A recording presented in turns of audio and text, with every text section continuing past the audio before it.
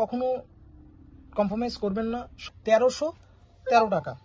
নমস্কার ভিউয়ার্স, জেএমটি অটোমোবাইলে আপনাদের সুস্বাগতম। আবার চলে আসলাম নতুন একটা ভিডিও নিয়ে। আজকের ভিডিওটা খুবই একটা গুরুত্বপূর্ণ ভিডিও, তো আপনারা কেউ স্কিপ করবেন না। সবার আগে আমাদের চ্যানেলটাকে আপনারা সাবস্ক্রাইব করবেন এবং লাইক করবেন। আজকের ভিডিওটা যেটা আমরা করতে যাচ্ছি সেটা হলো কোম্পানির থেকে যে স্পেয়ার পার্টসগুলো দেওয়া হয় এবং তারপরে আফটার মার্কেট স্পেয়ার পার্টস যেগুলো পাওয়া যায় সেসব বিষয়ে আমরা আলোচনা করব। তো আজকে আমাদের টপিকটা আমরা যেটা ধরেছি সেটা হলো ব্রেক প্যাডের উপরে।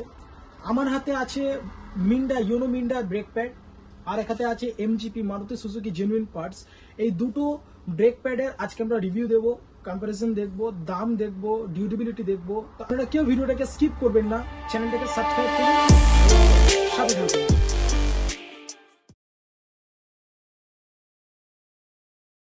ভিউয়ার্স, আমার কাছে আছে ডান হাতে মারুতি সুজুকি জেনুইন পার্টস আর আরেক হাতে আছে YONO Minda brake pad.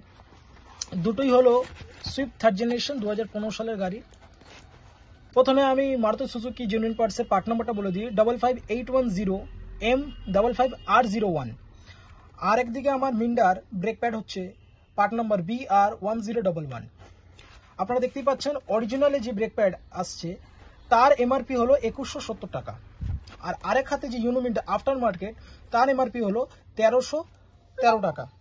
Total আপনার 2170 টাকা অরিজিনালে আর 1313 টাকা আপনার ইউনো মিন্ডাতে আফটার মার্কেটে, টোটাল 857 টাকার এমআরপির গ্যাপ আছে। দুটোই সুইফট থার্ড জেনারেশন 2015 সালের গাড়িতে লাগে। প্রথমে আসি অরিজিনাল এমজিপিতে। এমজিপির যদি আমি এর কোয়ালিটি এবং পারফরমেন্স ডিউরেবিলিটির ব্যাপারে একটু বলি, কোম্পানি টোটালটাই অনুমোদিত, ম্যানুফ্যাকচারার রিকমেন্ডেড, ফিটিং ও পারফরমেন্স একদম নিখুঁত, গাড়ির লাইফ বাড়ায়, সেফটির জন্য সেরা। বাট দামটা অনেকটাই বেশি, 2170 টাকা এমআরপি।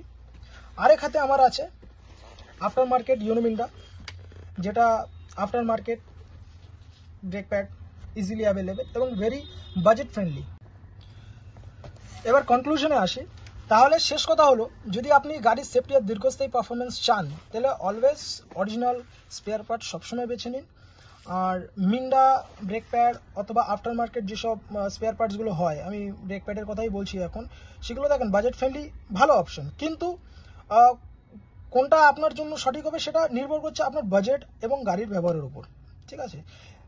তো আপনারা যারা গাড়িকে ভালোবাসেন কিংবা যাদের গাড়িকে আপনারা যত্ন করেন তাদের জন্য আমি একটা কথাই বলবো, ব্রেকিংয়ে কখনো কম্প্রোমাইজ করবেন না। সবসময় ভালো কোয়ালিটি এবং ব্র্যান্ডেড কোয়ালিটিরই ব্যবহার করবেন। আমি কোনো ব্র্যান্ডেরই নিচু অথবা উঁচু করলাম না। আর প্লিজ চ্যানেলটিকে একটা কমেন্ট করে দেন কেমন লাগলো, একটা লাইক করে দেন, সাবস্ক্রাইব করে দেন। ধন্যবাদ। আগামী ভিডিও খুব শীঘ্রই আসছে। এখনের জন্য ধন্যবাদ।